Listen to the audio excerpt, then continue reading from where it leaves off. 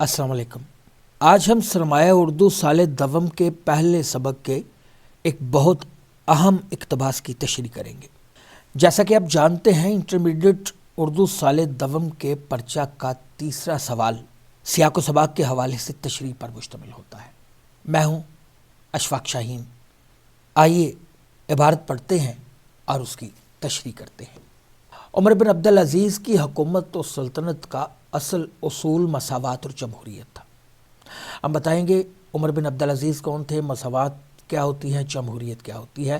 یعنی یہ کہ تمام لوگ یکساں حقوق رکھتے ہیں اور بادشاہ کو کسی پر کسی قسم کی ترجیح فضیلت حاصل نہیں، صرف ملکی امور میں نہیں بلکہ معاشرت یعنی رہن سہن اور ذاتی زندگی میں بھی عمر بن عبدالعزیز اس کا لحاظ رکھتے تھے۔ ان کے کھانے کا یہ طریقہ تھا کہ عام مسلمانوں کے لیے جو لنگر خانہ تھا، اس میں ایک درہم کہا جاتا ہے چاندی کے سکے کو، روز بھیج دیا کرتے تھے اور وہیں جا کر عام مسلمانوں کے ساتھ کھا لیتے تھے۔ تشریح کرنے کے لیے سب سے پہلے مصنف کا نام لکھتے ہیں، پھر سبق کا عنوان لکھتے ہیں۔ ایک نمبر مصنف کے نام کا ہوتا ہے، ایک سبق کے عنوان کا ہوتا ہے، اس کے بعد سیاق و سباق لکھتے ہیں۔ اس عبارت کا اجمالی سیاق و سباق اسی چینل کی پلے لسٹ میں موجود ہے۔ وہی سیاق و سباق آپ لکھ سکتے ہیں اس سبق میں سے کہیں سے بھی اگر کوئی اقتباس آ جائے۔ آئیے تشریح کرتے ہیں، اور تشریح کرنے کے لیے سب سے پہلے مصنف کے بارے میں چند سطور لکھی جاتی ہیں۔ شبلی نعمانی کے بارے میں، ان کے فکر و فن کے بارے میں ہم کچھ بتائیں گے۔ علامہ شبلی نعمانی برطانوی ہندوستان کے شہر اعظم گڑھ کے گاؤں بندول میں پیدا ہوئے۔ اردو کے معروف مورخ، تنقید نگار، سوانح نگار اور سیرت نگار ہیں۔ مشاہیر اسلام کا تذکرہ اور اسلامی اقدار کی تصویر کشی ان کی تحریر کی اہم خوبیاں ہیں۔ مولانا شبلی فارسی کے استاد بھی رہے۔ انہوں نے اعظم گڑھ میں معروف ادارہ دارالمصنفین کی بنیاد رکھی۔ ان کی کتابوں میں شعر العجم، سیرت النبی صلی اللہ علیہ وآلہ وسلم، الفاروق المامون کو خاص مقام حاصل ہے۔ یہ وہ لائنیں ہیں، وہ سطور ہیں جو ہمیں لکھنی ہیں تشریح کے شروع میں، اور اس کے بعد آئیے چلتے ہیں اقتباس کی طرف۔ عمر بن عبدالعزیز کی حکومت و سلطنت کا اصل اصول مساوات اور جمہوریت تھا۔ عمر بن عبدالعزیز کے بارے میں بتائیں گے، مساوات کے بارے میں بتائیں گے، جمہوریت کے بارے میں بتائیں گے۔ عمر بن عبدالعزیز 8ویں اموی خلیفہ تھے۔ سلیمان بن عبد الملک نے مرنے سے پہلے بطور خلیفہ آپ کا نام تجویز کیا تھا۔ آپ کو 5واں خلیفہ راشد بھی کہتے ہیں۔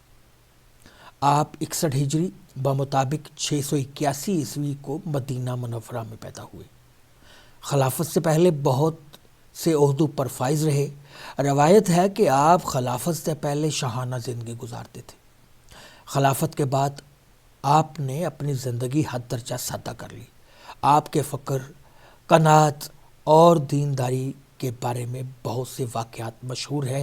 جب ہم اقتباس کی تشریح کریں گے تو ہم بتائیں گے کہ اس سبق میں عمر بن عبدالعزیز کے دور حکومت کے بارے میں بات کی گئی ہے اور اس کی خوبیاں بتائی گئی ہیں کہ کس طرح حضرت عمر بن عبدالعزیز نے خلافت راشدہ کی یاد تازہ کر دی تھی۔ کیونکہ عمر بن عبدالعزیز سے پہلے جتنے اموی خلیفہ آئے، انہوں نے بادشاہت قائم کی، انہوں نے لوگوں کے حقوق غصب کیے، انہوں نے لوگوں کی جائیدادیں چھینی۔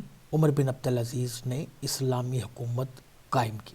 آگے چلتے ہیں۔ حکومت و سلطنت کا اصل اصول مساوات اور جمہوریت تھا۔ مصنف نے بتایا ہے کہ عمر بن عبدالعزیز کی حکومت کی 2 خوبیاں تھیں، ایک مساوات اور جمہوریت۔ مساوات کیا ہوتی ہے، آئیے دیکھتے ہیں۔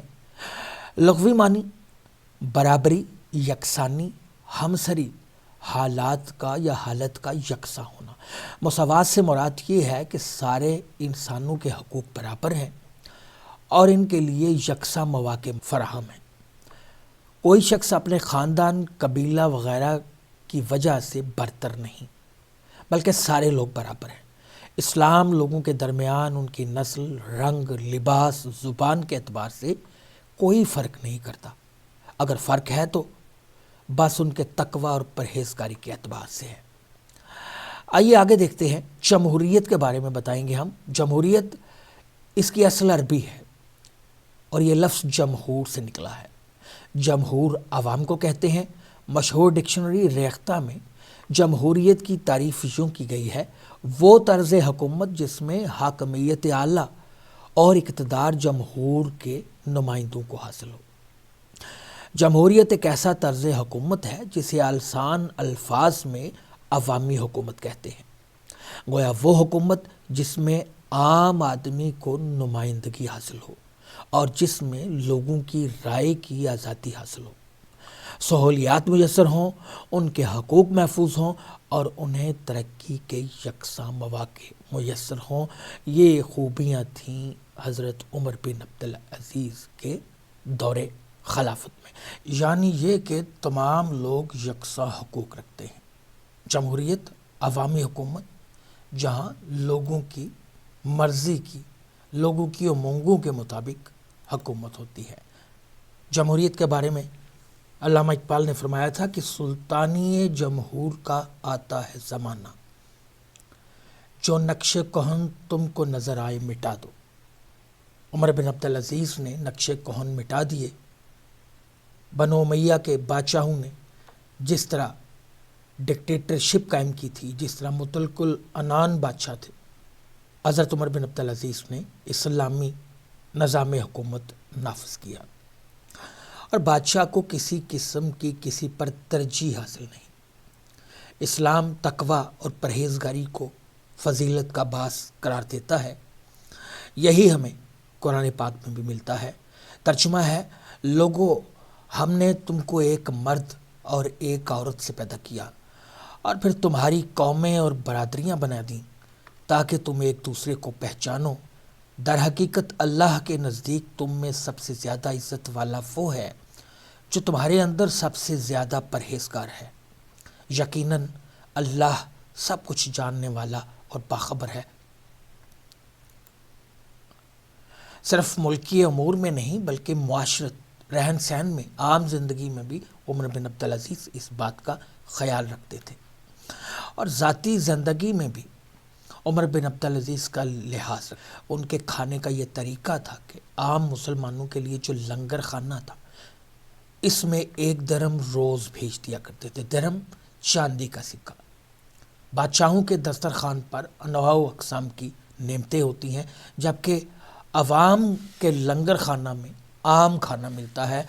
حضرت عمر بن عبدالعزیز بادشاہوں والا کھانا کھانے کی بجائے عام لوگوں کے ساتھ بیٹھ کر لنگر خانے میں کھانا کھایا کرتے تھے، اور مفت نہیں کھایا کرتے تھے بلکہ اس کے لیے بھی قیمت ادا کر دیا کرتے تھے، اور وہیں جا کر عام مسلمانوں کے ساتھ کھا لیتے تھے۔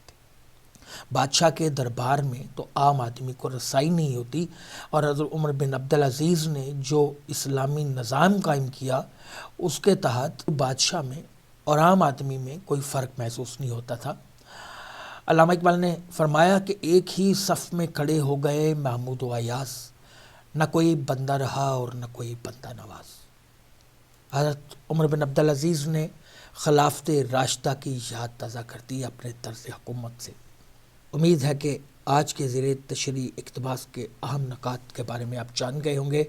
اگلے کسی لیکچر تک کے لیے پروفیسر اشفاق شاہین کو اجازت دیجیے۔ اللہ حافظ۔